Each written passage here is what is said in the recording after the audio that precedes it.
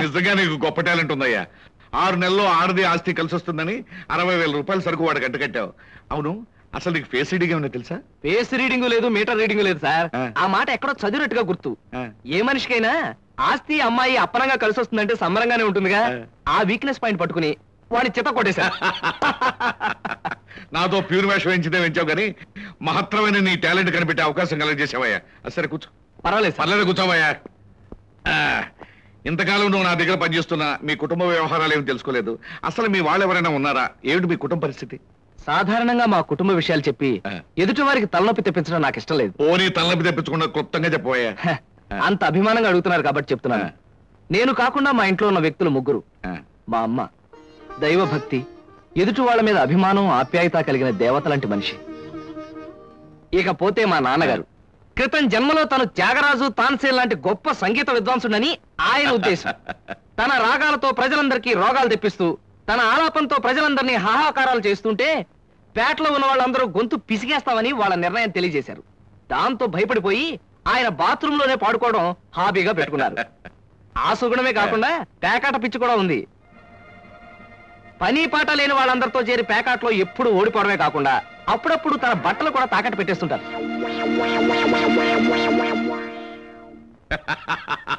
ఇక మిగిలింది మా తమ్ముడు సినిమా యాక్టర్ చిరంజీవి. ఏమిటి, సినిమా యాక్టర్ చిరంజీవి మీ తమ్ముడా? అబ్బే కాదు సార్, మా తమ్ముడు బాబ్జీ చిరంజీవి అభిమాని. అలా చెప్పు, లేకపోతే చిరంజీవి మీ తమ్ముడు ఏమిటి, నీకు ఉద్యోగం ఏంటి అనుకుంటున్నాను. అబ్బే కాదు సార్, ఇక యథాశక్తి వాడు చదువు సంచలు మానేసి సినిమా థియేటర్ల దగ్గర కటౌట్లకు దండలు వేయడం, చిరంజీవి సినిమా రిలీజ్ అయితే పిచ్చిగా రెచ్చిపోయి థియేటర్ దగ్గర గోల చేయడం ప్రస్తుతం వాడి జీవిత జయంగా పెట్టుకున్నాడండి.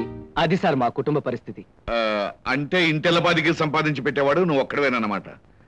చూడు మిస్టర్ కృష్ణ, నీ కారణంగా మన కంపెనీ ఎంతో అభివృద్ధిలోకి వచ్చింది. అందుకు ప్రతిఫలంగా మీ కుటుంబానికి సాయం చేయడం ప్రొపరైటర్ గా నా కనీస ధర్మం. ఈ నెల నుంచి నీ జీతం 1000 రూపాయలు పెంచుతున్నాను. Okay? Thank you sir, thank you very much. ఆ విధముగా జూదమునందు అన్ని పోగొట్టుకున్న పాండవులు అరణ్యవాసములకు బయలుదేర్రి. ఆహా, ఏమి రాశాడయ్యా మహానుభావుడు. ఎవరు? వాల్మీకి మహాకవి.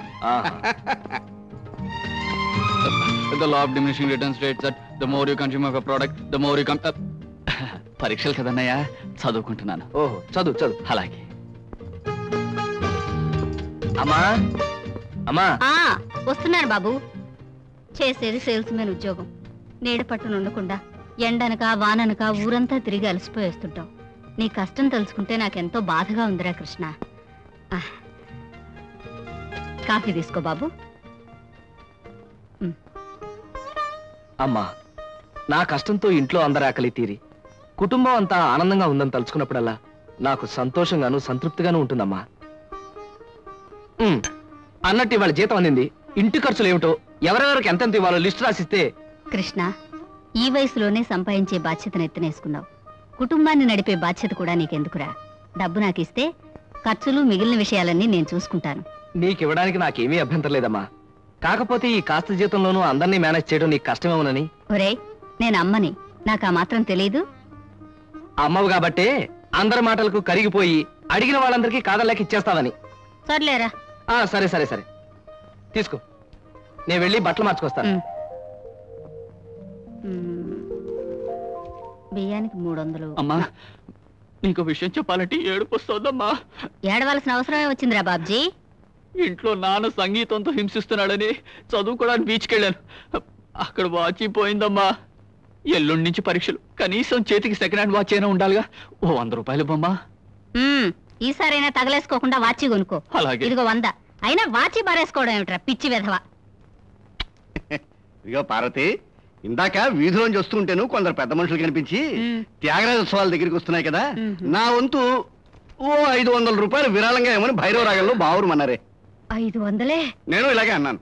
మీరిస్తాను ఒప్పుకున్నారా? కుటుంబం బరువు బాధ్యతలు తెలిసిన వాడిని నేనెందుకు మాటిస్తానే. కావాలంటే 2 లేక 300 విరాళంగా ఇస్తాను. ఆ రోజు ఉచితంగా కచేరీ చేస్తానని మాటిచ్చాను. పైసా కూడా అడగం. మీ కచేరీ మాత్రం వద్దు బాబు అని దండం పెట్టుంటారు. అంతేనా?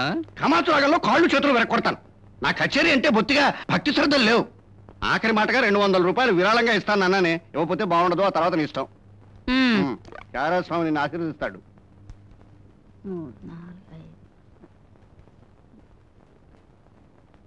అమ్మగారు పాలకు డబ్బులండి. అమ్మగారు పచారీ సామాన్ డబ్బులండి. అమ్మగారు నా జీతం అండి. అమ్మగారు పాలకు డబ్బులండి. అమ్మగారు పచారీ సామాన్ డబ్బులండి.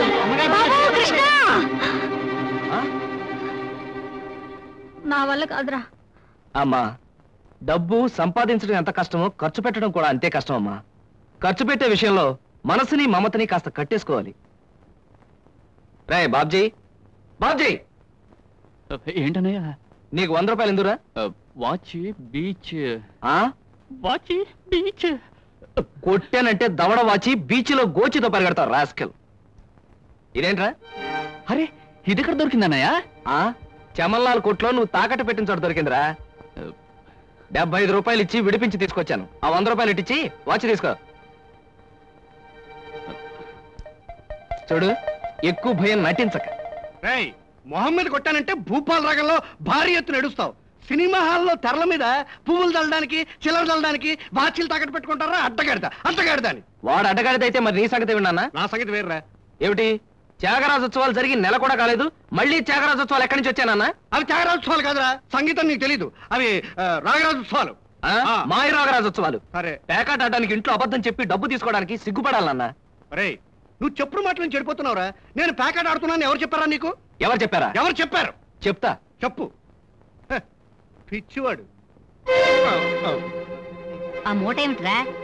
ఈ మహానుభావుడు పేకాట్లో ఓడిపోయి బట్టలన్నీ తాకట్టు పెడితే విడిపించి తీసుకొచ్చాను. అవ్వా, ఓహో, అందుక ఇందాక పేపర్ అడ్డం పెట్టుకుని గదిలో పరిగెడుతున్నారు. ఏమండి? మొగుడు ఏమైనా అంటే కళ్ళు పోతాయే. ఇక నేను చెప్పాల్సింది ఏమీ లేదురా. ఇదిగో 200 రూపాయలు. 100 రూపాయలు ఇవ్వరా. పితృభక్తి లేదు. చూసావమ్మా, ఖర్చు పెట్టడంలో నీకు నాకు ఉన్న తేడా. నువ్వెంతో కష్టపడి తెచ్చి డబ్బు వెళ్ళిలా తగలేస్తారని నేను ఎలా అనుకుంటానురా.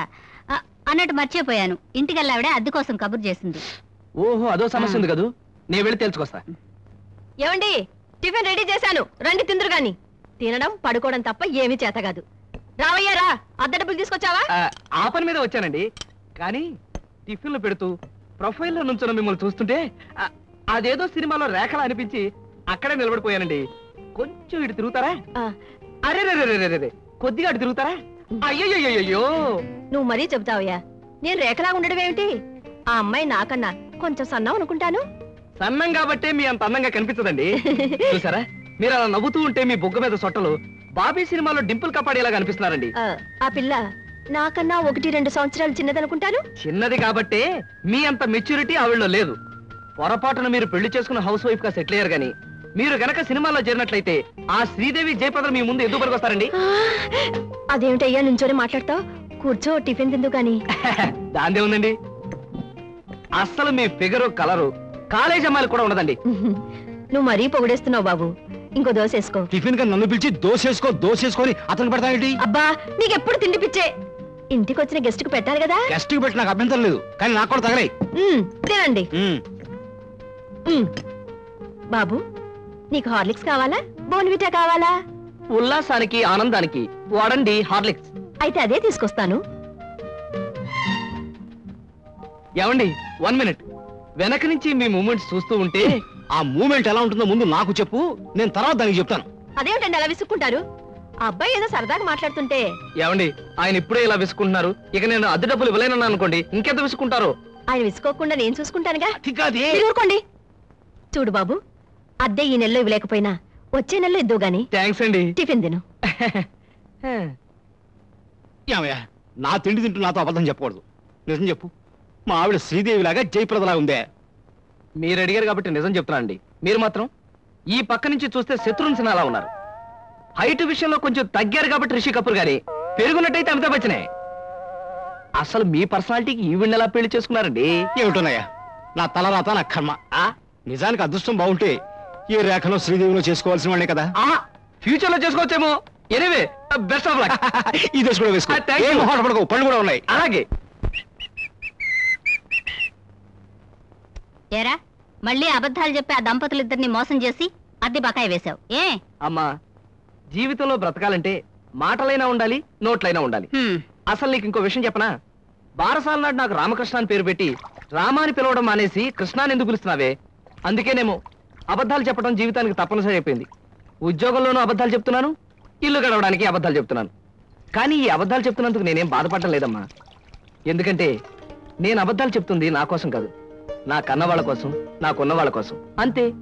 ఒరే రామకృష్ణ, కృష్ణుళ్ళ నువ్వు అల్లరి చేసే అబద్ధాలు చెప్పినా నీకు రాముళ్లాంటి మంచి మనసుంది. అది చాలరా మాకు.